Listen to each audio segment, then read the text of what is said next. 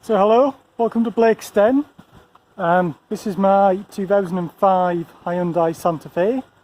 So if you haven't seen the videos, the other videos, it's been off the road for about 7 years and I'm trying to get it through its MOT. So I've currently got it running. It's running absolutely fine. I've got the MOT booked tomorrow. But one of the jobs I need to do is to wash it because it is in a bit of a bad condition. There's sort of moss growing everywhere, particularly on the roof as well. So yeah, just want to get it all cleaned up. But other than that, yeah, it's running absolutely fine. Sounds great. Let me give it a quick rev for you.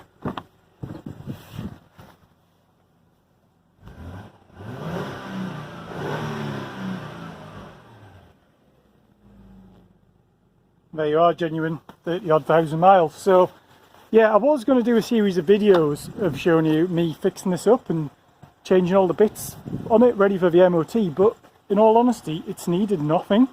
All the lights work, all the electrics work, everything seems fine. The only thing I've had to do, so it needs new wiper blades, which I'm going to fit now. It needed a strap connecting to hold the fuel tank in. That was one bolt, and basically just a good clean, and the washer jets were blocked, and that was it really. So yeah, I'm going to get it washed now. I wouldn't normally wash the car in the rain, but I can't send it to an MOT looking like it's just come out of a bush. So yeah, I'll get set up and I'll get this all washed.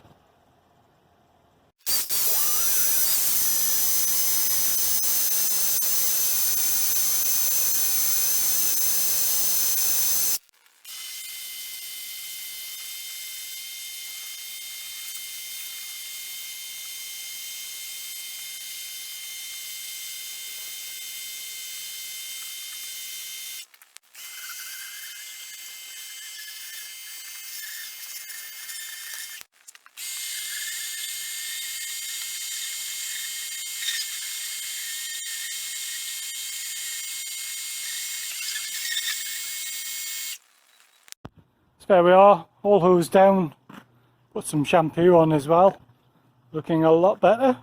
Still some funny marks like there. I might be able to get off with a bit more scrubbing, but the back's looking much cleaner. Around this side, yeah, there's a few marks on that door. And there, to be honest, I'm not worried what it looks like, it's how it goes, it's the main thing. It certainly looks a little bit more presentable now. So right, I'll get the new wipers on, then I'll give it a bit more of a run. Got the new wipers fitted, so let's see if they work. Turn the ignition on, and it's this side. Beautiful. And the back one works as well, but you can't see that. And then, yeah, a bit of a problem with me washer jet on that side. The back's working as well. However, we have got a problem. We've got an error code, and when I've looked at it, that's to do with the mass airflow sensor. And yeah, I can reset it, but I can't make it go away. So I'm gonna have a play around with that because that is more important than anything. Fixed it. Turns out when my OBD2 reader was plugged in, it didn't like it, and it was leaving the the engine light on, and it was sending the accelerator, the speedo needle all the way around. So let's see if I turn it off. Try turning it back on again. Does the fault go away? Ah, it's come back. Okay, maybe I haven't fixed it then. Right, so I think I might have fixed it. As I unplugged the OBD2 sensor, it all went back to normal. So maybe it doesn't like that. But let's just double check. We'll turn it off. Turn it back on. See, I think that light should have gone out.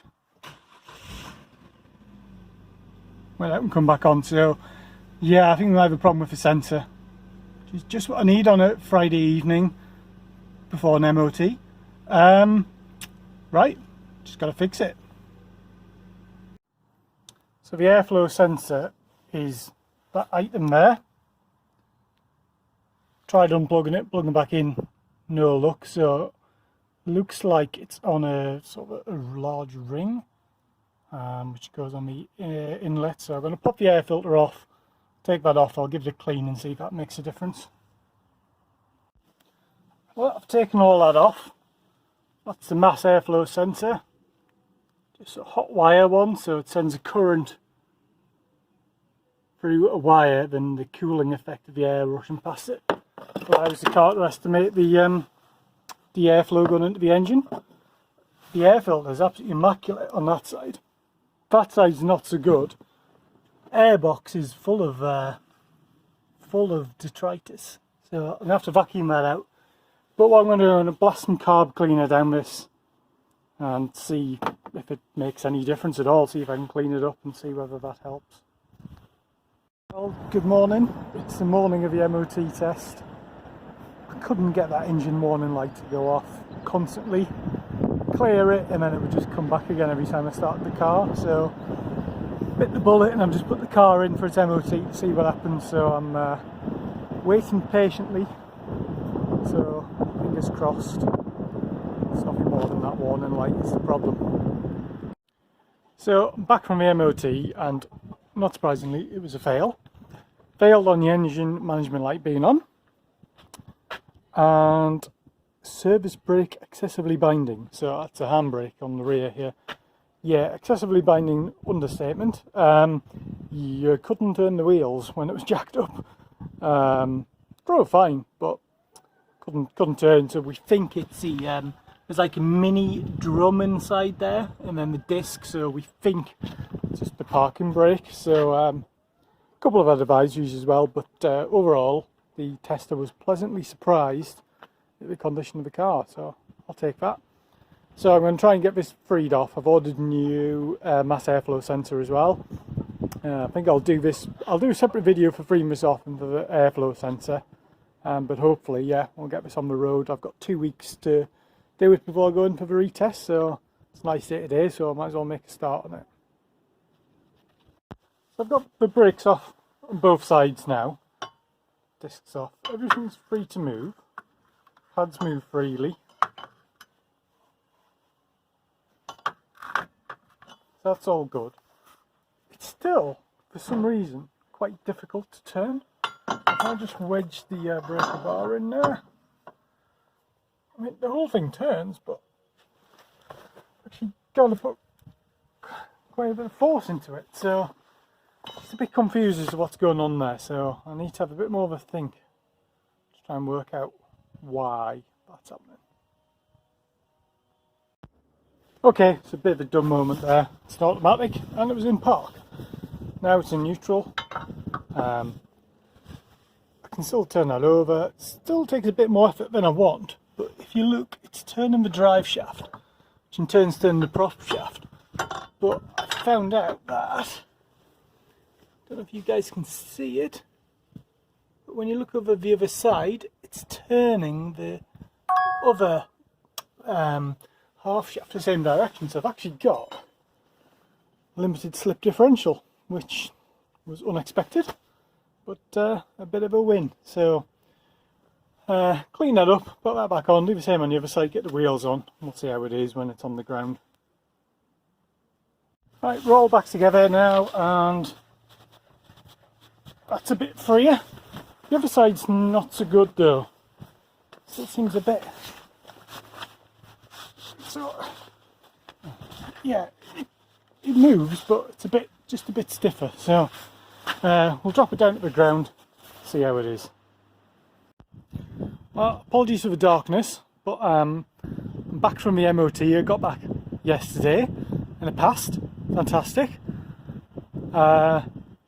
Took it out for a celebratory tank of fuel, and yeah, it started leaking. So I've got a bowl under there at the moment.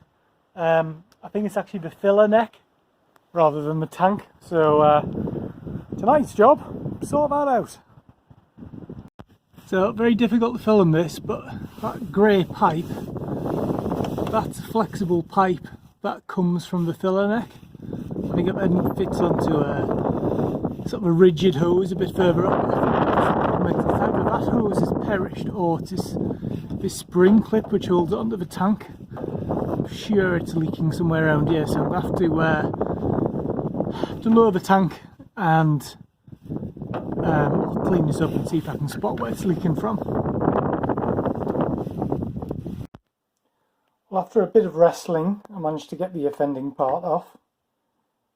Just a piece of straight pipe, and you can see it's got some holes in it. There we are. So I think it's actually been nibbled by rats rather than corroded. So there's your problem. So I've looked at this pipe. It's got a part number on 31036. I can't seem to find it anywhere. Nowhere stocks it. The motor factors don't stock this tube either. So it's a 38mm internal diameter tube. So I've had to think outside the box. And I've managed to procure some marine grade braided fuel hose. 1 metre length of it. Minimum length you could buy, but it's the right diameter, 38mm internal diameter. So this is quite flexible, this isn't, so it might be a bit of fun trying to fit it, but we'll see how it goes. Failing that, I'll just have to buy some from a part supplier online, but I kind of want to get the car back on the road, so I'm going to cut myself a length of this to suit, same length as that.